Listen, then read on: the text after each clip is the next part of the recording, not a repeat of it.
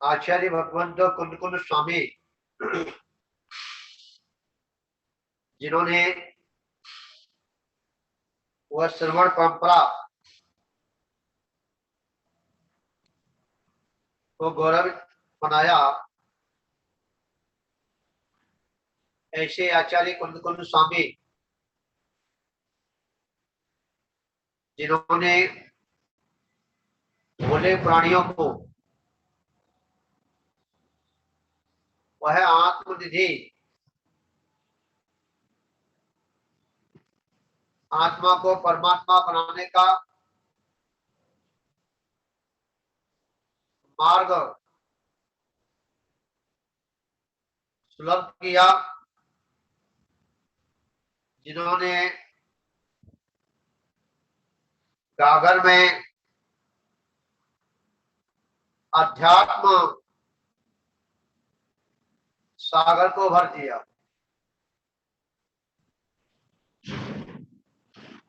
आचार्य कुंद कुंद स्वामी वह संत रहे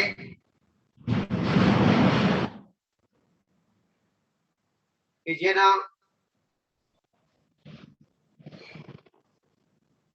संतों ने उनका आचमन किया।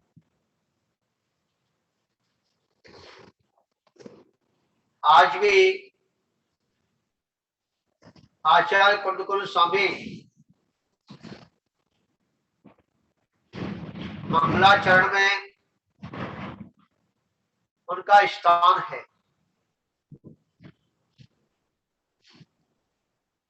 और स्थान उन्हीं का आता है जिन्होंने उस वस्तु को स्वयं पर प्रकाशित किया हो, स्वयं ने जाना हो, स्वयं ने देखा हो, स्वयं ने उसका आनंद किया हो। ऐसा स्वप्रकाश उस वस्तु को दिखाने वाले आचार्य कुंद कुंद स्वामी, उनके चरणों में हम त्रिकाल वंदन करते हैं, नमन करते हैं, जिन्होंने साक्षात उन अनंतों का दर्शन इस पंचम काल में और अनंत की वाणी साक्षात सुनने को सौभाग्य प्राप्त किया। अगर आचार्य कुंद कुंद स्वामी ना होते तो यह अध्यात्म रसाधन अमृत कलश हमको नहीं मिलता।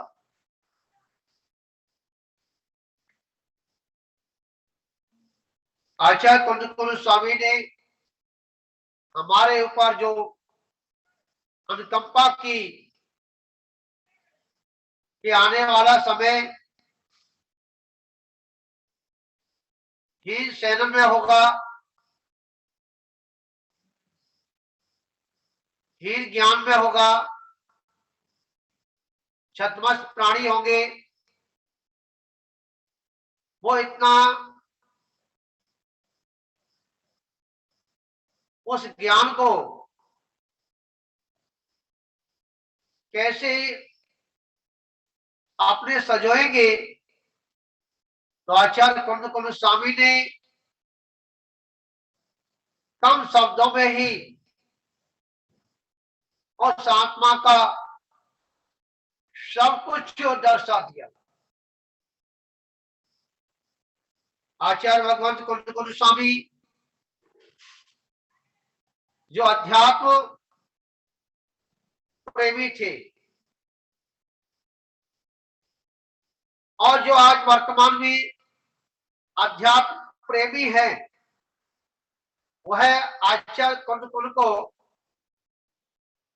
सर्वश्रेष्ठ और अपने आत्म कल्याण करने के लिए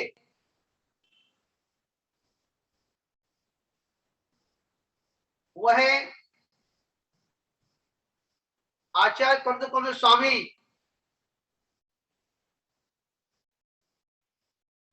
अगर हमारे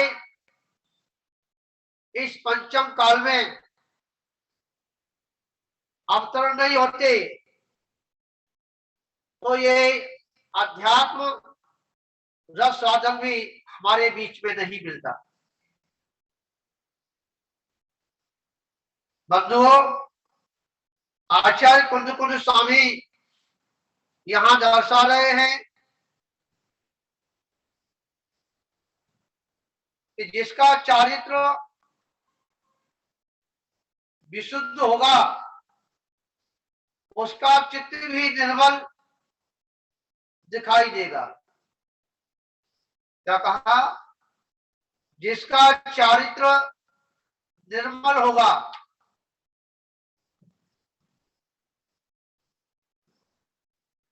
जिसका चारित्र विशुद्ध होगा तो उसका चित्त निर्मल होगा। इस पर चर्चा करेंगे।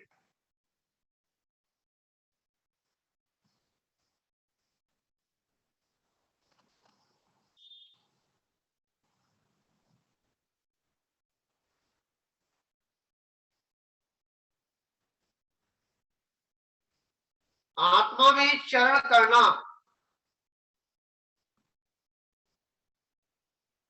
आत्मा में रमण करना,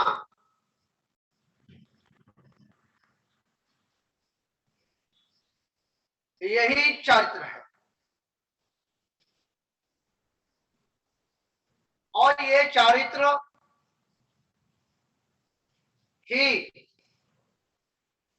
आत्मा का कल्याण कराने में सबसे बड़ा योगदान है।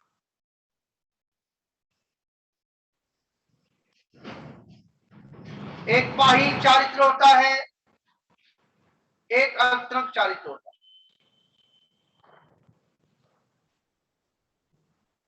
बाह्य चारित्र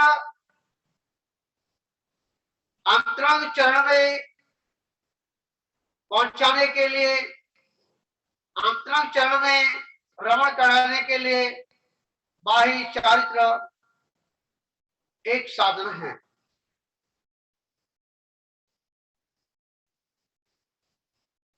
जब वह अंतरंग चारित्र अंतरंग में रमण करने लगता है तो बाह्य चारित्र की आवश्यकता नहीं पड़ती। जब अंतरंग में पहुंच नहीं पाया है, अंतरंग में रमण नहीं कर पाया है, उसका चित्त निर्मल नहीं हुआ है,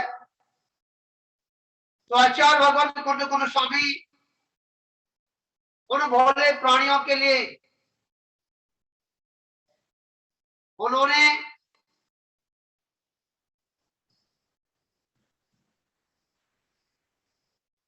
बाह्य चारित्र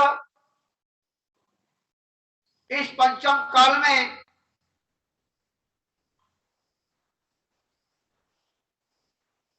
क्योंकि इस समय ही सेवन होता हुआ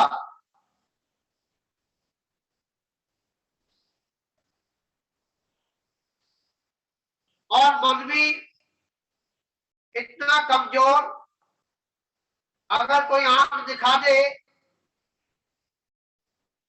तो गीला हो जाए।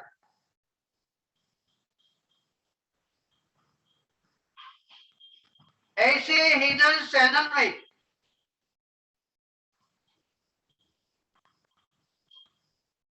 अगर उसके एक नस में दर्द हो जाए, अगर किसी हिस्से में उसको परेशानी हो जाए,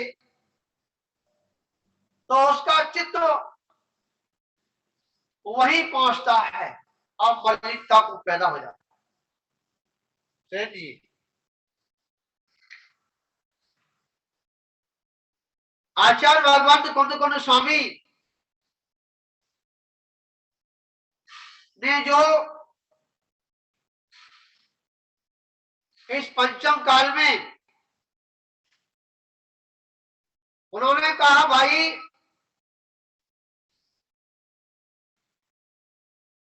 बाही सेनन और अंतरंग मानते हैं। बाही सेनन से शरीर का जो सेनन है उससे आत्मा का सेनन बढ़ता है। पर जिनको आत्मविश्वास हो जाता है, जिनका झुकाव आत्मा की ओर हो जाता है, वह बाही सेनन उस जीव का कुछ भी नहीं बिगाड़ सकते। उनकी समझ में आ जानी चाहिए। जब आत्मा को और शरीर को, दोनों को जब भिन्न भिन्न जानता है, देखता है, अनुभव करता है, ऐसा जीव बाही आचरण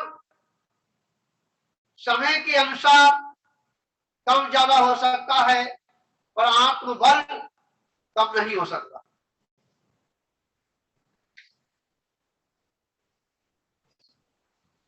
आज थोड़ा सा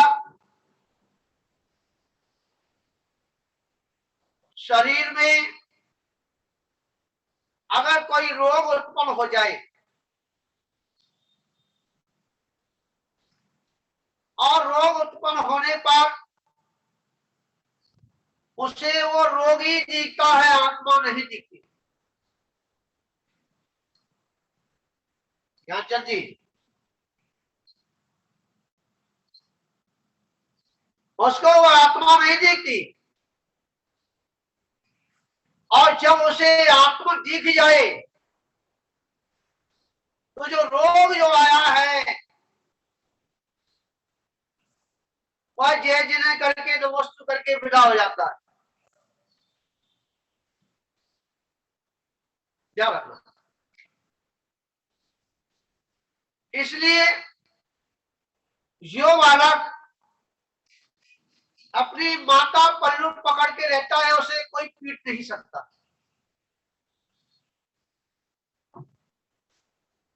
जी, जो बालक अपनी माँ का पल्लू पकड़ के रहता है तो उसे कोई भी दादागिरी वाला बच्चा उसे पीट नहीं सकता। और जब वह बालक अपनी माँ का पल्लू छोड़ता है और जैसे ही माँ से अलग हटता है, अनेक दादागिरी दिखाने वाले बालक और उस बालक को पीट देते हैं, घेर लेते हैं। विचार करना। इसी प्रकार जिस जीव का आत्मा का पल्लू पकड़ लिया है, सुरेंद्र जी, जिसने आत्मा का पल्लू पकड़ लिया है उस जीव का कोई भी दादागिरी दिखाने वाला कर्म उसका कुछ भी नहीं बिगाड़ सकता। विचार करना। कोई भी कुछ नहीं बिगाड़ सकता। इसलिए आचार्य भगवान कुंद कुंद स्वामी इस पंचम काल में उस आत्मा को मजबूत करने के लिए, उस आत्मा को बल देने के लिए, उस आत्मा को ताकत पहुंचाने के लिए जो उन्होंने वो औषधि, वो अमृतपान जो हमारे सभी भोले प्राणियों के पास जो परोसा है और जो उसका सहारा लेता है, जो उसका पल्लू पकड़ता है, जो उसका छोप पकड़ लेता है, उस भोले प्राणियों का कोई भी कर्म उसका बाल माका नहीं कर सकता। याद रखना, एक मंत्र का जाप चालू कर दो, कोई भी कर्म तुमसे आकर के जूझ नहीं सकता। भाई, एक मंत्र है, आपसे कितना भी बड़ा दादा क्यों ना हो, कितना बड़ा क्यों वो आतंकवादी क्यों ना हो, वो तेरा कभी भी बाल मांका नहीं कर सकता। वो क्या है? वो मंत्र यही है, मैं त्रिकाल शुद्ध चैतन्य बलशाली केवल ज्ञान स्वरूपी सिद्ध स्वरूपी मैं आत्मा हूं। क्या है समझ? ये मंत्र है। मैं ओम में समाहित हूं, ओम मेरा है, ओम मैं हूं। जिसके अंदर ये धारणा, जिसके अंदर ये सिद्धांत पक्का हो जाता है, फिर उसे कोई भी संसारी प्राणी उसे दिगा नहीं सकता। विचार करना, कितना बड़ा कर्म क्यों ना आ जाए, क्या है समय?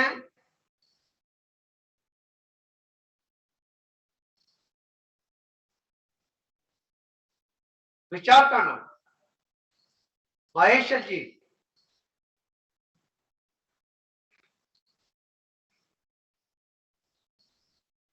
आचार्य भगवान कुंड स्वामी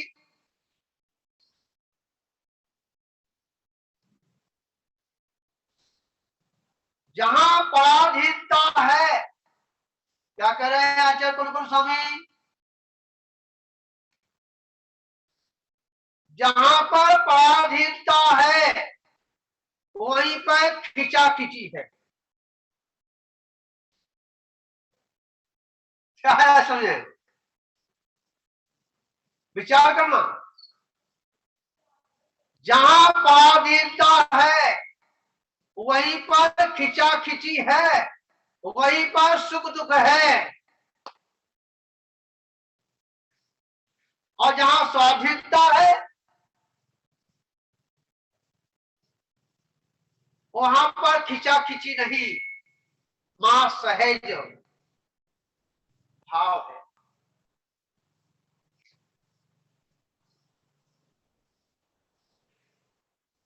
और जहां पर पराधीनता है, पराधीनता में ही संकल्प विकल्प उठते हैं। जो व्यक्ति अपने पत्नी की पराधीन है, नवीन भाई, क्यों नवीन? जो व्यक्ति अपनी पत्नी के पराधीन हैं कि मुझे रोटी खिलाएगी, ये मुझे चाय पिलाएगी, ये मुझे पानी पिलाएगी। समझा? विचार करना। ऐसा व्यक्ति के अंदर संकल्प विकल्प आएंगे, उसे अपनी पत्नी की गुलामी करनी पड़ेगी। क्या करनी पड़ेगी? हाँ। और जब वो देवी पत्नी रूठ जाए, जैसे हमारे ज्ञानचंद जी की रूठ गई है,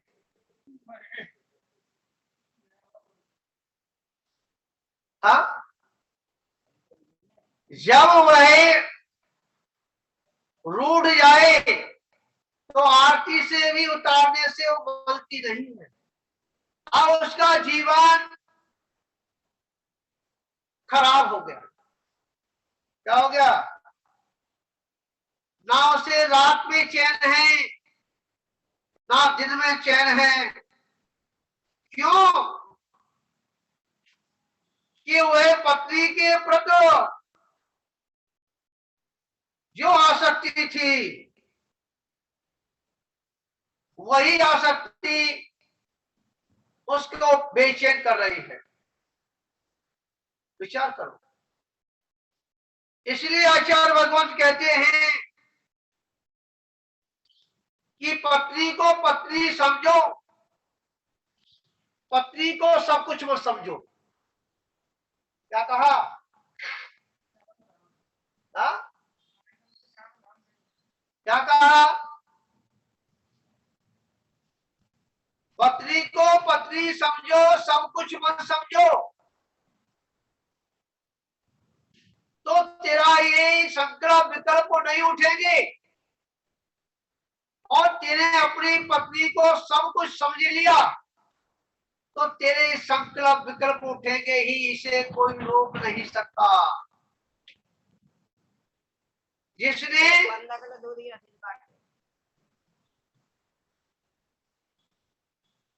जिसने अपने बेटे को सारा समझा है, किसको समझा है? जिसने अपने बेटे का सारा समझा है, वह बेटा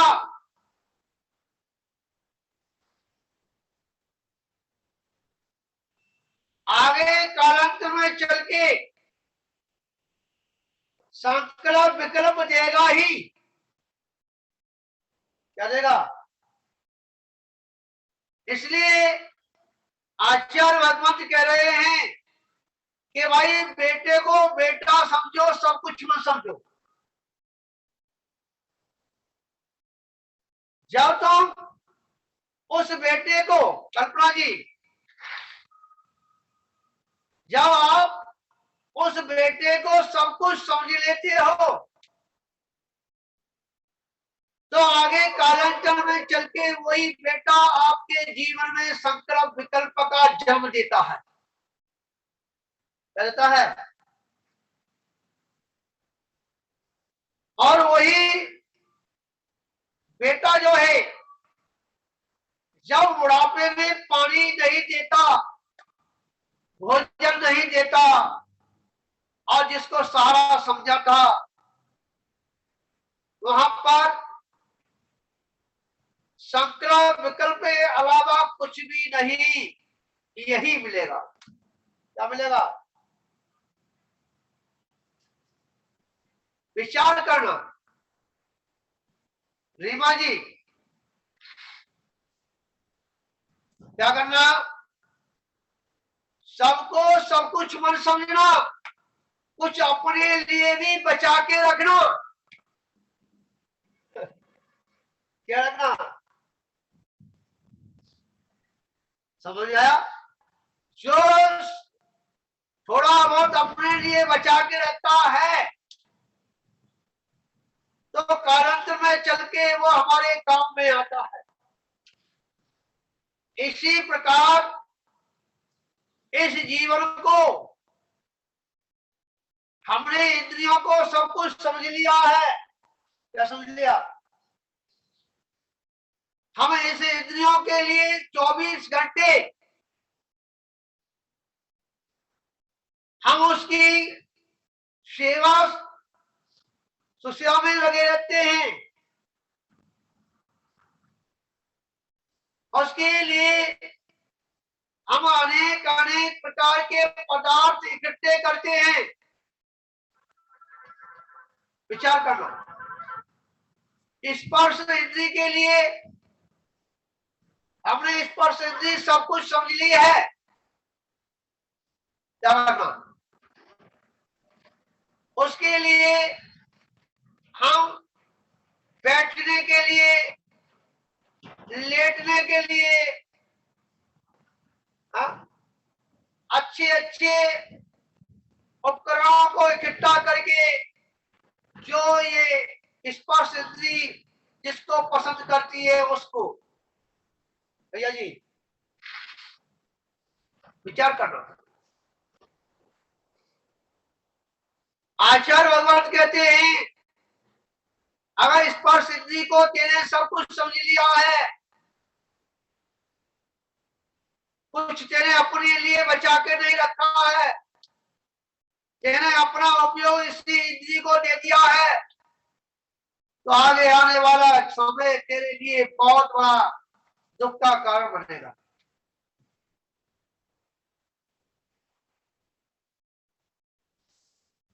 रसना इंद्री को हमने सब कुछ समझ लिया।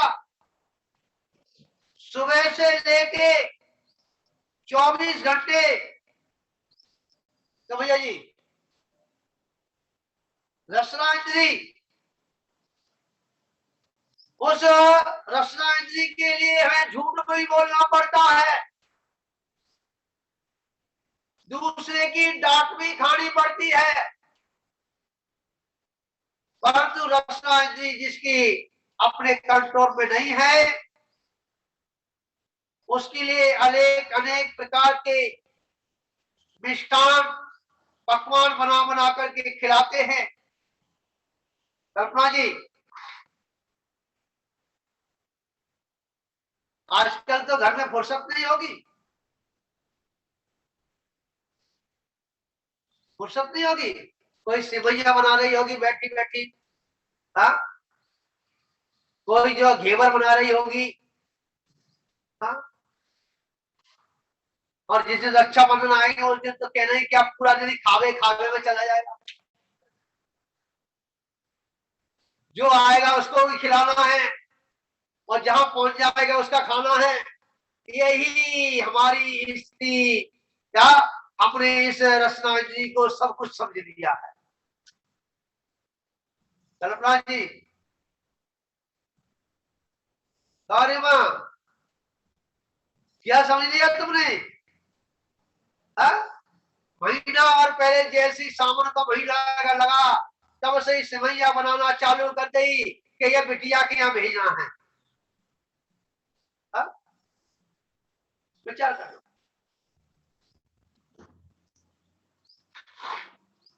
कहाँ भेजना है? और अब तो मशीन चल गई, बाजारों में मिल जाती है। पहले तो एक महीने पहले से ही सिवैया बटना चालू हो जाती, नीम के नीचे बैठ के है, और मलार गाते गाते और मटका रख करके उस पर जो सिवैया बनती थी, हाँ क्या आनंद आता था। पूरा सावन का महीना हरियाली हरियाली क्या, और वैसे ही मन भी हरियाली होता था। और जब वह समय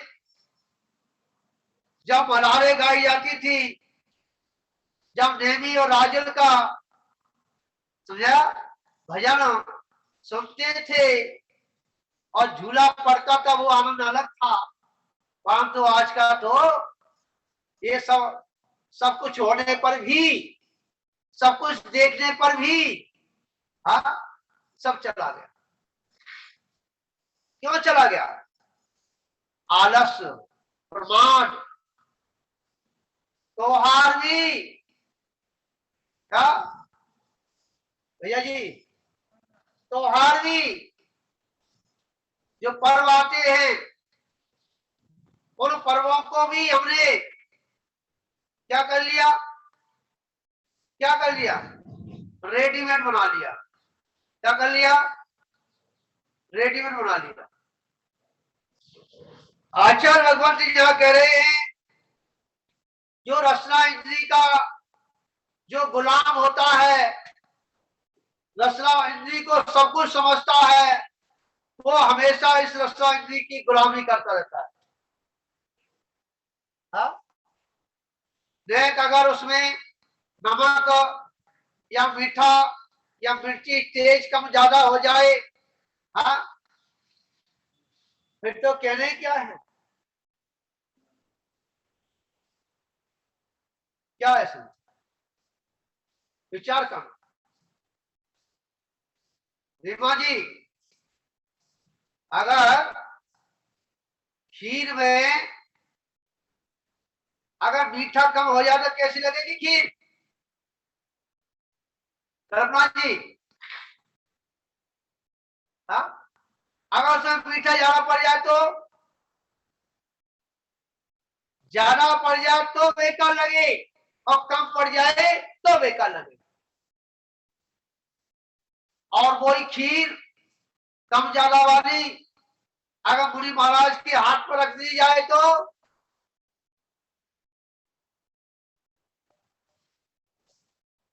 बताओ। हाँ,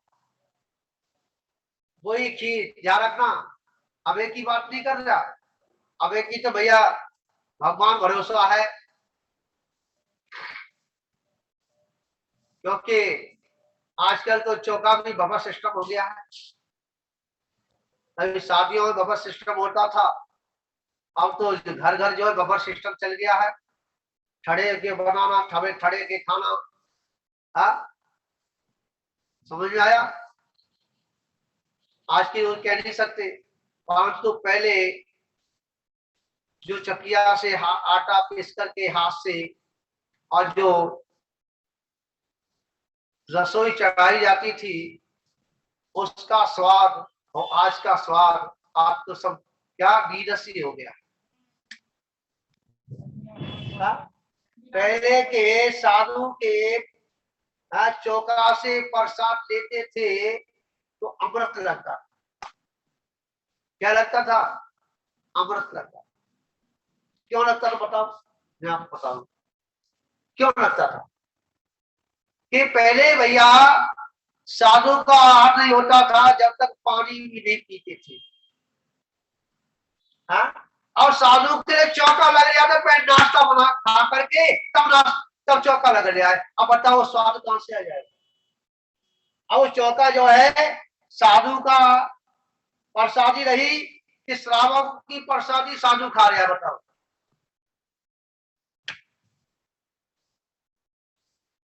विचार करना।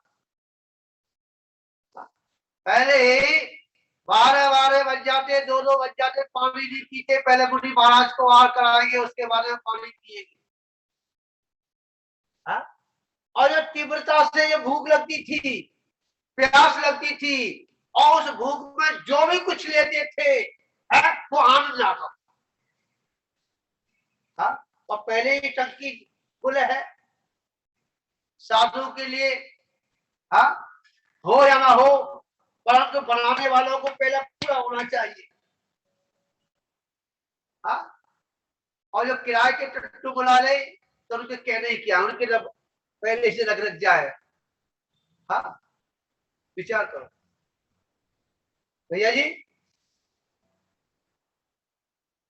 आज की जोड़ा चले जोड़ा। हाँ, मैं जोड़ा से बड़ा घबराता हूं। विचार करो। तो आचार्य भगवंत कहते हैं कि भाई जो रसना इंद्री का जो सब कुछ उसी को समझता है, उसे रसना इंद्री की गुलामी करनी पड़ती है। क्या करनी पड़ती है? हाँ, गुलामी करनी पड़ती है। आचार्य भगवंत यहां इसी बात को दर्शा रहे हैं। जो व्यक्ति, जो जीव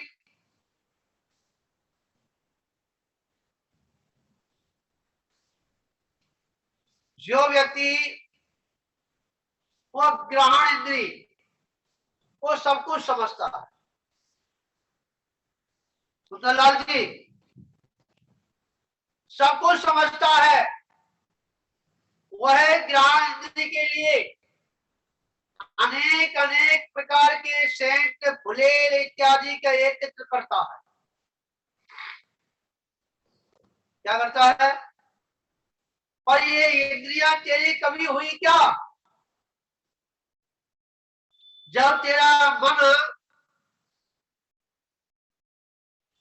क्या सूंघने का मन करता है और उस समय जुकाम हो जाए तो इंद्री तेरा साथ देती है क्या? सुंदरलाल जी हाँ, जब तेरी रचना इंद्री में हाँ, जब तेरी रचना इंद्री काम ना करे तो बढ़िया से बढ़िया खा ले, गौ रस कितना भी तो सेवन कर ले, परंतु सबका स्वाद तेरे को लगने वाला नहीं है। ज्योति जी हाँ, विचार करना। आचार्य भगवंत कहते हैं कि भाई घ्राण इंद्री का भी जिसको सब कुछ समझ लिया है, मैं इसके बिगड़ नहीं जी सकता, तेल फुलेल सेंट यंत्र ये सब कुछ हो तो ध्यान रखना तुझे गुलामी करनी पड़ेगी। इसी प्रकार आचार्य भगवंत कहते हैं जिन्होंने कर इंद्री का सब कुछ समझ लिया है, क्योंकि कर इंद्री से हम जो है अपनी बात को भी सुन सकते हैं, अपनी आत्मा की उन भजनों को सुन सकते हैं, और इस कर्णेंद्रिय से हम जो है पिटने वाली भी चीज सुन सकते हैं, आत्मा को दुख देने वाली भी सुन सकते हैं। तो आचार्य भगवंत कह रहे हैं कि भैया अपनी आत्मा के कल्याण करने की बात सुनेंगे तो ये कर्णेंद्रिय तेरी आत्मा का गुलाम होगा, और तेरी अपनी आत्मा की बात नहीं सुनी, राग उद्देश्य बातों को तेने सुनना चालू किया तो तुझे इस कर्णेंद्रिय का गुलाम होना पड़ेगा। सुंदरलाल जी अगर हमको इन पांचों इंद्रियों का गुलाम नहीं होना है, समझा? चक्षु इंद्री अगर हमको भगवान की प्रतिमा समझा स्वाध्याय में ये चक्षु इंद्री काम में आ रही है तो ये इंद्री हमारी आत्मा की गुलाम है, और पिक्चर देखने में या बुराइयों को देखने में इसका उपयोग जा रहा है तो समझना तुझे गुलाम करना पड़ेगा, और जो गुलामी करता है वो आगे चल के पड़ता है। ध्यान रखना,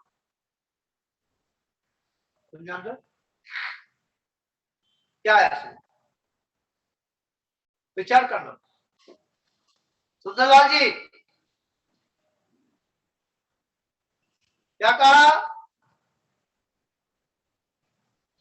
जो पांचों इंद्री को का गुलाम बनता है उसकी बुरी दिशा होती है, और जो पांच इंद्रियों का गुलाम नहीं बनता है वो हमेशा सदा बाहर एक सा रहता है। क्या रहता है? सदा बाहर एक सा रहता है। इसीलिए हमको गुलामी बर्दाश्त नहीं। हमें अपनी आत्मा की स्वतंत्रता, यही हमको संसार से पार उतारने में सबसे बड़ा भूमिका है।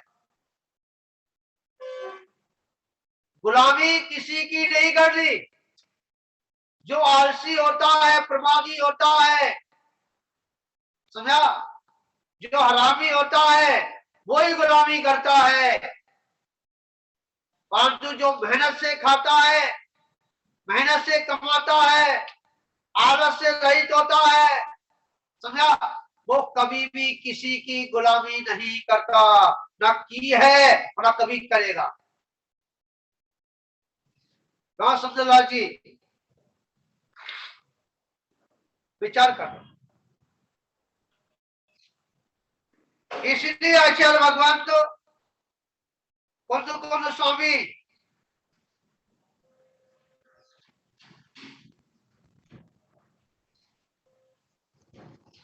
कि जो भगवान से लो लगा रहता है, भगवान से क्या करे आचार्य कुंद स्वामी, जो धर्म से उसकी लो लगी है, जिसकी आत्मा की पल्लू को जिसने पकड़ा है, जिसने अपनी माता पल्लू पकड़ा है, क्या रखा, और उस पल्लू रूपी पुण्य के आगे अगर छोटा मोटा पाप आ जाए तो वह उसका कुछ बिगाड़ नहीं सकता। सुंदरलाल जी, जैसे किसी करोड़पति के हाथ से अगर 100 रुपए गिर जाए तो उस पर ध्यान देगा क्या? देगा क्या? नहीं देगा ना। और जिसके पास मात्र 100 रुपए हो और वो भी कर्ज के हो, उसके ना हो, और उसके 100 रुपए गिर जाए तो उसकी दिशा कैसी होगी?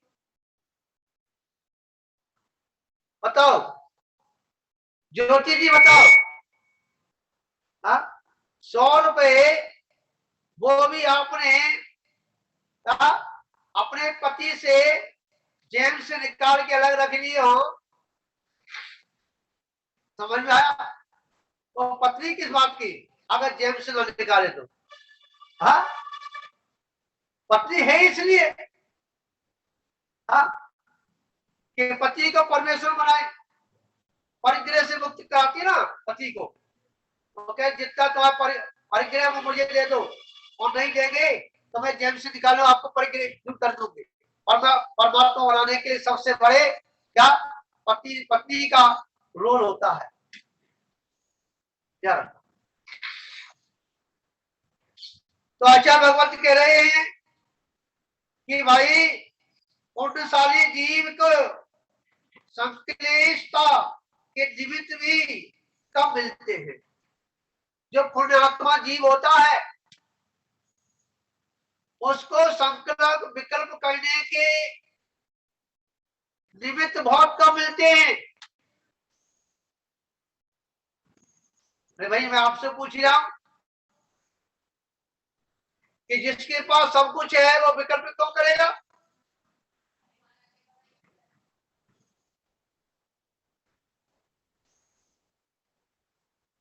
बताइए, क्यों विकल्प करेगा? नहीं करेगा ना। तो आचार्य भगवत कह रहे हैं कल्पना जी कि जिसके पास पुण्य तीव्र है और उसमें अगर थोड़े छोटे मोटे गड्ढे आ जाते हैं तो गाड़ी निकल जाती है, और जिसके पास पुण्य नहीं है तो गाड़ी उसी में फंस जाती है, निकालने से भी नहीं निकलती। विचार कर। इसलिए आचार्य भगवान गुरु स्वामी कह रहे हैं कि जो व्यक्ति अपनी आत्मा का सहारा लेता है, आत्मा का ध्यान करता है, आत्मा को सब कुछ समझता है, ऐसा ही जीव उसको सब कुछ प्राप्त होता है। क्या होता है? उसके पास इतना तीव्र पुण्य हुआ करता है कि उस पुण्य के आगे संसार के जितने भी गड्ढे हैं, वह गड्ढे उसका कुछ भी नहीं बिगाड़ पाते। उस गाड़ी को कोई भी गड्ढा उसे फंसा नहीं सकता। वह गाड़ी बहुत तेजी से चलती है। विचार करना, अगर हमको उस पुण्य का संचय करना है तो वो पुण्य जब ही आपको प्राप्त होगा जब अपनी आत्मा का पल्लू पकड़ के आप रखेंगे, तब। जब ही संसार का जितने भी जो भी कर्म है वो तेरी कभी भी तेरे को सता नहीं सकता। विचार करना। और जो इस सिद्धांत को स्वीकार करता है वही जीव। किसने किया था? महात्मा गांधी ने किया था। किसी ने एक चांटा मार दिया है तो कहता भैया ये गाल और रह गया, इसमें और मार दे। कल्पना जी, हाँ, परंतु वो समय अलग था। वो समय अलग था। अब वो गांधी भी वैसे नहीं है और मारने वाला भी वैसा नहीं है ना। अब गांधी भी बहुत गंदे हो गए हैं। अगर किसी ने गाल पे चांटा मार दिया है तो उसके 4 चांटे उसके दूसरे के गाले पड़ जाएंगे। ऐसे गांधी जी गंदे हो चुके हैं। और किसी ने गांधी पड़ा दिखा भी दिया कि भाई एक गाल पे चांटा मारे, इससे और मार दे, तो एक नहीं मारेगा, वो 4 छह रख लेगा। अच्छे तुझे पिटने का शौक है, आजा, चार तेरा भूत उतारता हूं। तो कहने का तात्पर्य है कि भाई ना तो वैसे गांधी जी हैं और ना वैसे गांधी जी को पीटने वाले हैं।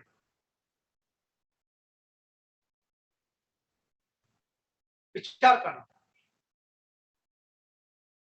जो आज के गांधी जी बड़े उद्दंड हो गए हैं, नकल तो करते हैं, अकल तो उनकी है ही नहीं। विचार करना। आचार्य भगवान कहते हैं भैया अगर संसार के गड्ढों से बचना है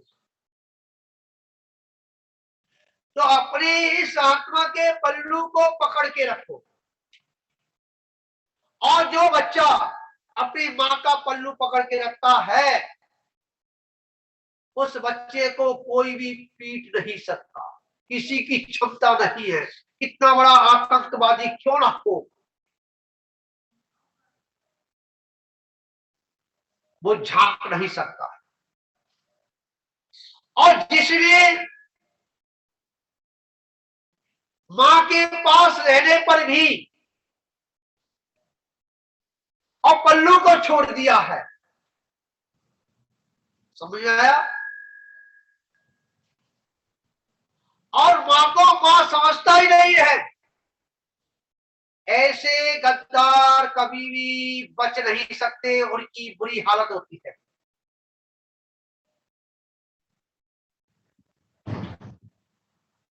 क्या रखना,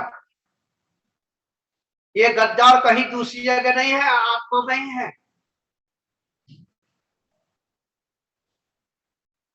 सुपुत्र और कुपुत्र दोनों ही संतान आत्मा की ही है। आत्मा ने ही जन्म दिया है।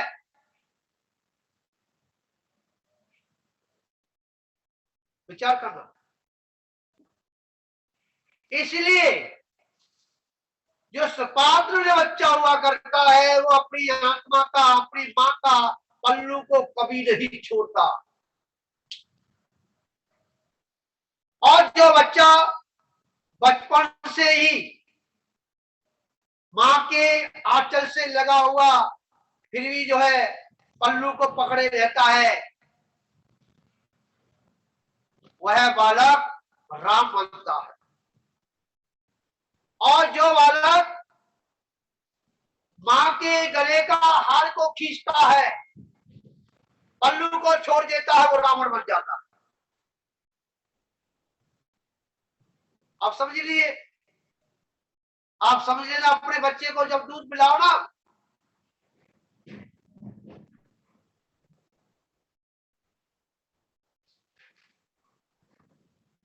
सुंदरलाल जी, आपने देखा होगा बच्चों को दूध पीते हुए, आपने नहीं पिया होगा पर ध्यान नहीं होगा, हो सकता है। हाँ, दूध पी रहा है, पल्लू को पकड़े रहता है, कस के पकड़ लेता है कि माँ कहीं चली नहीं जाए। कौन ज्योति जी? हाँ, तो वह जो पल्लू को, माँ की पल्लू को पकड़ने वाला जो बालक हुआ करता है, जो पल्लू को नहीं छोड़ता है, वो राम बन जाता है। और जो गले का हार देख करके चमकता हुआ उसको पकड़ के खींचता है और तोड़ देता है, वो रावण बन जाता है। अहंकारी हुआ करता है। जो माँ को पकड़ता है दुनिया वही पार होता है। इसलिए आचार्य भगवत जी आप कह रहे हैं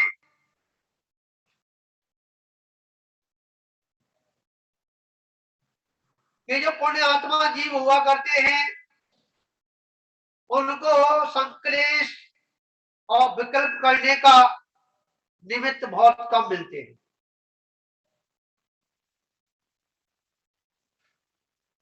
मैं आपको बता दूं,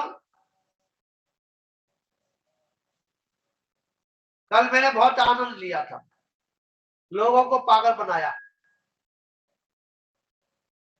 क्या समझ आया?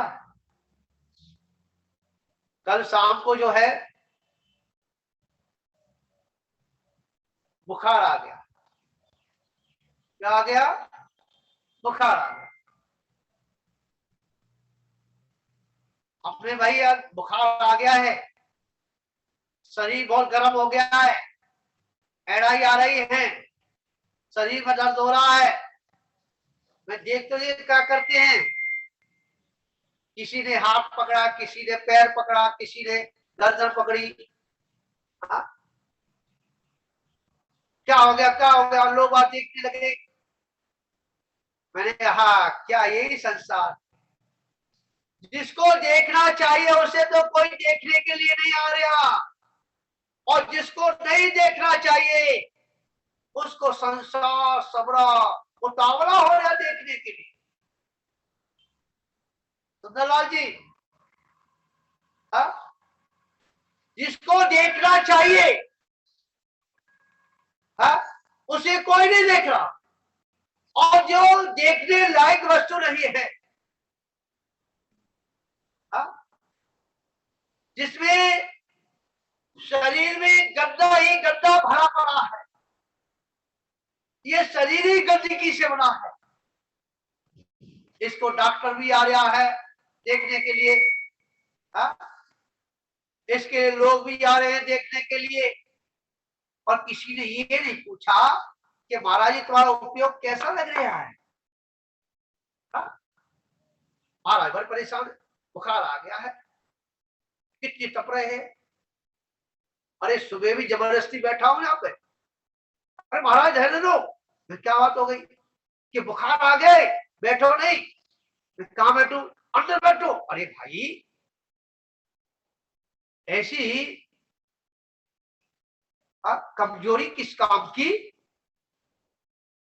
अरे वो आया था तो इसका चाय नाश्ता कराई, हमने कि जाओ भैया, वो चला गया, अपने आराम से बैठे हुए। अरे भाई उसी समय हाय मरे हाय मरे हाय मरे, हाय दैया, डॉक्टर बुलाओ जी, बुलाओ बुलाओ। समझा? तो समझो, हाँ, हम आया हुआ जो मेहमान है ना, उसके गुलाम बन जाते हैं, और 4 से 8 दिन पर आराम से वो उस गुलामी करते रहते उसकी, है, अच्छी अच्छी दवाइयां खिलाते जी, करते वो करते, है।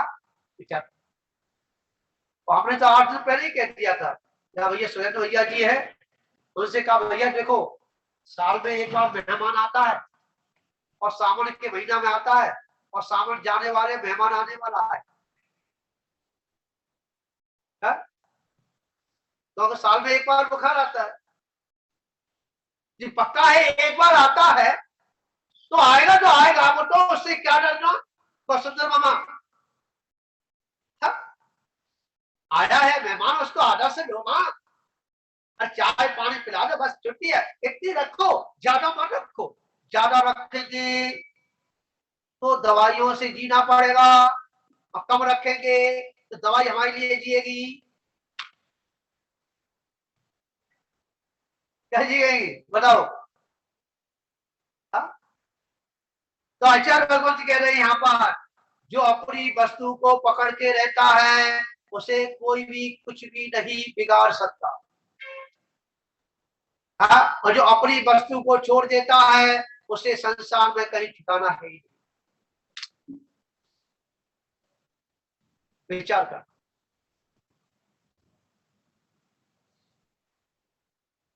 चिंतन करना कि वस्तु कौन सी है। हाँ? वस्तु कौन सी है, कौन सी अपनी है, कौन सी पराई है। एक ही वस्तु मेरी है, बाकी की सब पराई है। कि क्या आत्मा के अलावा कोई भी वस्तु मेरी नहीं है, और आत्मा भी इतनी बलशाली है कि जब अपने स्वभाव में आती है, अपनी शक्ति में आती है, तो पूरा संसार एकजुट हो जाए, फिर भी उसका बाल माका नहीं कर सकती। पूरा संसार एकजुट होकर आ जाए, फिर भी संसार उसका बाल माका नहीं कर सकता, कुछ नहीं बिगाड़ सकता। तो बंधुओं, आचार्य कुंज स्वामी उन्होंने कहा कि चारित्र की जितनी विशुद्धि होगी, उतनी ही आपका चित्त निर्मल होगा। जब आपका निर्मल मन हो रहा हो, चित्त बनिया हो, तो समझो क्या कि आपका चारित्र बहुत अच्छा है। और जितना चारित्र में मलिनता है, उतनी उतनी आपकी चित्त में भी मलिनता मिलेगी। तो बंधुओं, आज अपन इतनी चर्चा करेंगे, और डबल डोज दे दिया हमने। हाँ,